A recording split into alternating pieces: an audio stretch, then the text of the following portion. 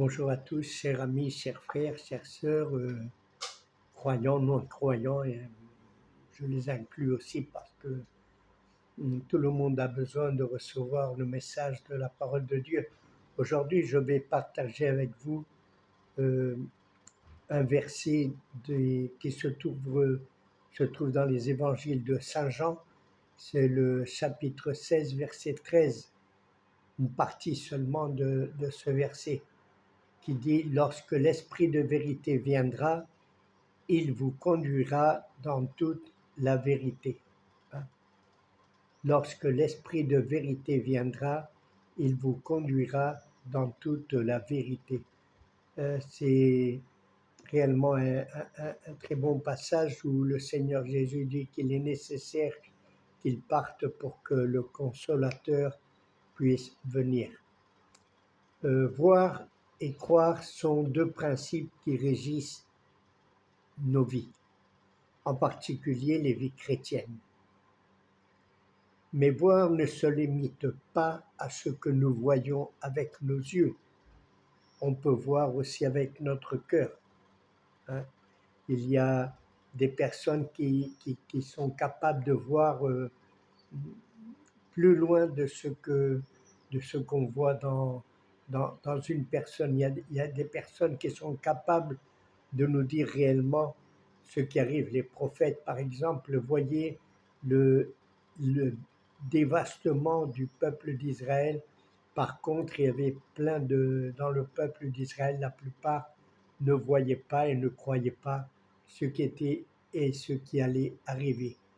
Lorsque nous voyons les œuvres de Dieu et ce qu'il fait pour nous, nous ne pouvons qu'exclamer « Merci Seigneur pour tous tes bienfaits ». Et nous le faisons par la foi, non? Car nous voyons plus loin de ce que ce monde puisse voir.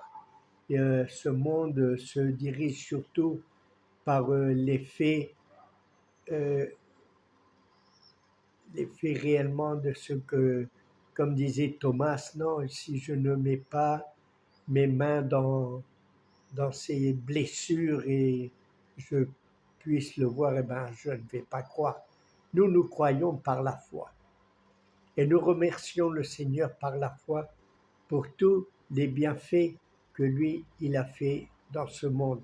Quand nous voyons la création de Dieu et nous pouvons voir toute cette création, toutes ces merveilles qu'il a fait et qu'il a donné aux hommes, réellement, on ne peut qu'exclamer « Merci Seigneur, nous t'adorons pour tout ce que tu as fait dans cette création. »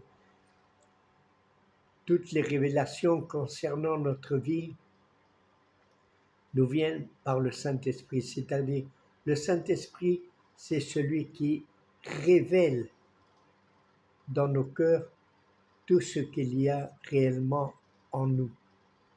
Nous, on a une image et quand on se regarde dans le miroir, on voit une image que d'autres personnes puissent voir. Mais il y a des personnes qui réellement nous voient d'une manière et il y a d'autres personnes qui nous voient d'une autre manière.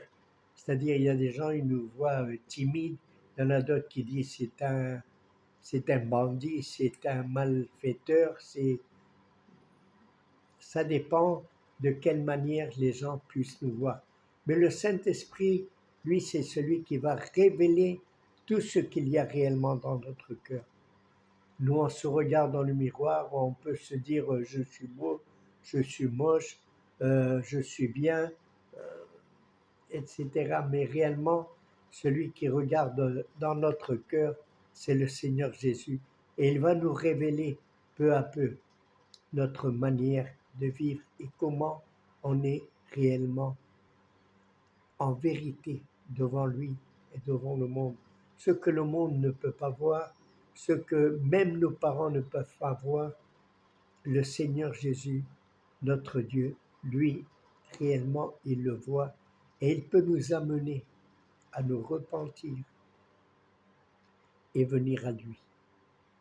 C'est ce qui est arrivé à Paul, c'est ce qui est arrivé à beaucoup d'autres apôtres et beaucoup d'autres croyants quand ils ont pu voir ce que le Seigneur leur a montré de leur vie.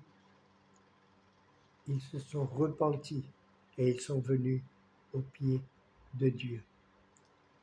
Par lui, nous pouvons voir par le Saint-Esprit ce que Dieu a fait et fait encore pour nous, car il nous le relève jour après jour. C'est pourquoi il est nécessaire d'être rempli de l'Esprit de Dieu. Car par l'Esprit de Dieu, lui, il va nous conduire à la vérité, à toute la vérité. Il est bon d'être instruit et prédicé, mais seul, car ainsi nous serons conduits à la vérité. Mais seul l'Esprit du Christ va nous révéler toute la vérité. Il ne va rien cacher dans notre vie. Nous avons dans le même évangile de Jean, cette Samaritaine qui va chercher de l'eau, va puiser de l'eau, et le Seigneur Jésus lui parle, et elle se convertit parce que elle reconnaît que cet homme qui était assis là devant elle la connaissait parfaitement. C'est-à-dire, quand le Seigneur lui dit « appelle ton mari », elle lui dit « je n'ai pas de mari ». « Oui, tu en as eu 5 et celui qui vit avec toi maintenant n'est pas ton mari ». C'est-à-dire, le Seigneur lui révèle des choses que réellement personne ne savait. Mais elle se convertit.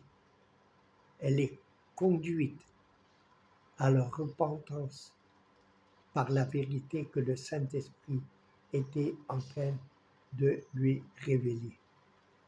Nous devons être particulièrement vigilants en ces temps de la fin, où beaucoup d'entre nous sont et peuvent être manipulés et égarés parce que nous n'autorisons pas le Saint-Esprit à nous révéler la vérité. Il y a beaucoup de personnes qui ne veulent pas savoir réellement ce que le Saint-Esprit peut leur révéler dans leur vie et ce qu'il y a dans leur cœur. L'Écriture nous enseigne qu'en ces temps-ci, il y aura des faux prophètes, des faux enseignants, des faux Christ, etc. Il y aura beaucoup de manipulations dans ces derniers temps.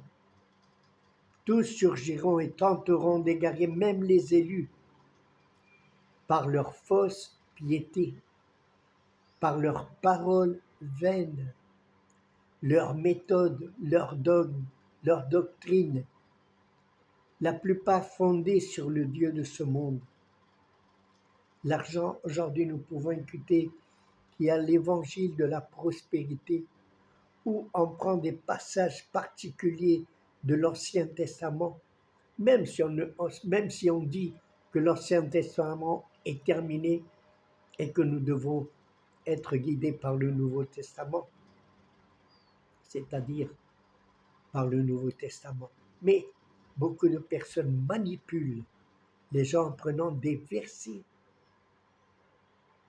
qui va leur donner du profit dans leur vie. Le plus triste est que malgré le précieux don du Saint-Esprit, nous ne l'utilisons pas pour nous conduire à la vérité tout entière. C'est-à-dire, les cartes de Jean disent, je ne me rappelle plus si c'est la première ou je pense que c'est la première carte de Jean qui dit qu'il faut, surtout, il faut voir si par l'esprit que ces gens parlent sont l'esprit de vérité ou si ce sont un faux esprit qui vient pour essayer de nous égarer.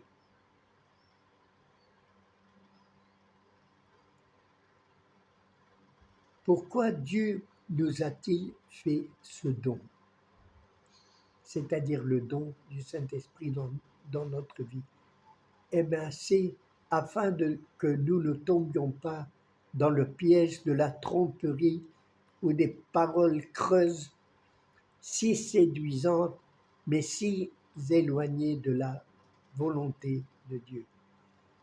Le Saint-Esprit nous est donné non seulement pour parler en d'autres langues, pour interpréter, pour prophétiser, mais aussi pour être guidé vers toute la vérité par sa révélation. Il n'y a pas de pire sourd que celui qui ne veut pas écouter ou qui ne veut pas entendre. Nous devons prêter l'oreille à ce que le Saint-Esprit nous dit et nous enseigne. Quand on nous prêche ou quand on nous prophétise, si nous ne nous tournons pas nous-mêmes vers lui pour confirmer les révélations, nous pouvons être trompés par ses enseignements. Ne cherchons pas à examiner les choses ni à tester les esprits pour savoir s'ils viennent de Dieu. Pourquoi? Nous devons chercher précisément le pouvoir, le don du Saint-Esprit pour examiner toutes les choses, pour tester les esprits, pour savoir s'ils viennent de Dieu ou non. Il y a la parole de Dieu, il y a la parole de n'importe quelle personne, même des pasteurs, même des soi-disant prophètes, des soi-disant apôtres qui viennent aujourd'hui dans ces derniers temps pour nous enseigner, mais pas conforme à la parole de Dieu, sinon conforme à leur manière d'entendre les choses. Nous ne devons pas oublier le don de Dieu, le Saint-Esprit qui habite en nous et qui va nous guider vers toute la vérité, une vérité tout entière, afin que nous puissions nous écrier avec foi: merci Seigneur pour ton amour et tes dons. Le Saint-Esprit est quelque chose, c'est un don réellement primordial pour la vie des chrétiens. Parce que c'est le seul qui va nous enseigner, qui va nous dire si ceci est réellement de Dieu ou ceci n'est pas réellement de Dieu. Nous avions dans le peuple d'Israël des prophètes et des prophètes. Des prophètes qui disaient toujours des bienfaits au peuple d'Israël et des prophètes qui disaient nous devons nous repentir et venir à Dieu et chercher ses commandements et marcher dans les commandements de Dieu. Mais il y en avait d'autres qui disaient que non, que Dieu est bon, Dieu est gentil, tout est bien pour le bien, nous avons le temple, nous avons Dieu avec nous, il ne va rien nous arriver. Mais bien sûr, s'ils ne marchaient pas dans la volonté de Dieu, Dieu allait les chasser de la terre que lui-même leur avait donnée, avec une main forte. Parce que les batailles n'étaient pas des batailles des guerres qui se faisaient avec des épées, des lances et des arcs, non. Le Seigneur dit que c'est par son esprit qu'ils ont vaincu toutes ces nations qu'il y avait aux alentours. C'est une terre que Dieu leur avait donnée. Mais après, ils ont oublié un peu Dieu, ils n'ont plus voulu de rien. Aujourd'hui, nous avons des chrétiens qui pensent que tout est bien, tout est bon, l'enfer n'existe pas, le diable n'existe pas, et on marche d'une manière en oubliant les bienfaits, les commandements de Dieu, la parole de Jésus-Christ qui nous avertit de tout ce qui va venir ou de tout ce qui va arriver dans ces derniers temps. Nous écoutons de guerres, nous écoutons aussi des tremblements de terre, des pestes, de la faim dans le monde, la famine.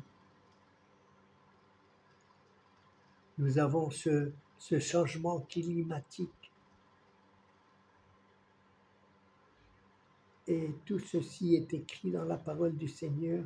Nous avons le peuple d'Israël que tout le monde lutte contre eux. Je ne sais pas pourquoi le monde entier se lève contre eux, mais c'est les derniers temps. Et ceci qui doit arriver, c'est ce qui est écrit dans la parole de Dieu. Il y a même beaucoup de chrétiens qui disent qu'Israël n'est plus le peuple de Dieu. Pourquoi? Parce qu'ils ont été trompés. On appelle des génocides, on appelle le peuple d'Israël un peuple assassin. Cependant, il y en a d'autres qui disent qu'eux, ils n'ont jamais fait une guerre à moins qu'on les ait attaqués. Et quand ils sont attaqués, eux, ils répondent. Je ne dis pas que ceci est la volonté de Dieu qu'il le fasse, mais tout est écrit pour que nous autres, fils de Dieu, en voyant tout ceci, nous devons examiner les Écritures, surtout essayer de les comprendre par le don du Saint-Esprit qui habite en nous, que Dieu nous a donné. C'est un don, c'est un cadeau que Dieu a fait à ses enfants, à ses fils. Et nous ne devons pas le cacher, ni surtout le laisser muet. Nous devons écouter le Saint-Esprit quand il nous parle. Nous avons besoin du don de Saint-Esprit pour qu'il puisse nous guider à toute la vérité. Aujourd'hui, je vais parler un peu moins, 17 minutes, peut-être 18. Ainsi, je vous salue et j'espère bien vous retrouver la semaine prochaine. Shalom, Maranatha, et que Dieu vous bénisse.